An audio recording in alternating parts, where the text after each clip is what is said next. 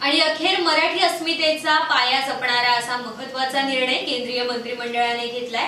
मराठी भाषेला अभिजात भाषेचा दर्जा देण्याचा निर्णय केंद्रीय मंत्रिमंडळाने घेतलाय। पंतप्रधान नरेंद्र मोदी यांच्या अध्यक्षतेखाली झालेल्या बैठकीत हा निर्णय घेण्यात आला। मराठी बरोबरच पाली, प्राकृत, आसामी आणि बंगाली भाषेला देखील अभिजात भाषेचा दर्जा मिळालाय। पंतप्रधान नरेंद्र मोदी यांनी ट्विट करत म्हटलंय की मराठी भाषा हा देशाचा अभिमान आहे। या उत्तुंग भाषेला अभिजात भाषेचा दर्जा मिळाल्याबद्दल हार्दिक अभिनंदन। देशाच्या इतिहासात मराठी भाषेचा समृद्ध सांस्कृतिक वारसा, योगदान आणि सन्मानामुळे अधोरेखित झालाय।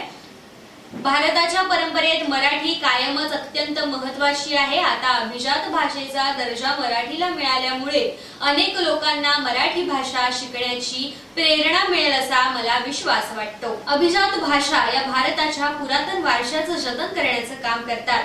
तसंच प्रत्येक समुदायाच्या ऐतिहासिक आणि सांस्कृतिक महत्त्व देखील ते अधोरेखित करतात, ज्यामुळे हा दर्जा मराठी भाषेला मिळावा यासाठी अनेक वर्षापासून प्रयत्न सुरू होते आणि अखेर आता त्याला यश देखील मिळाले।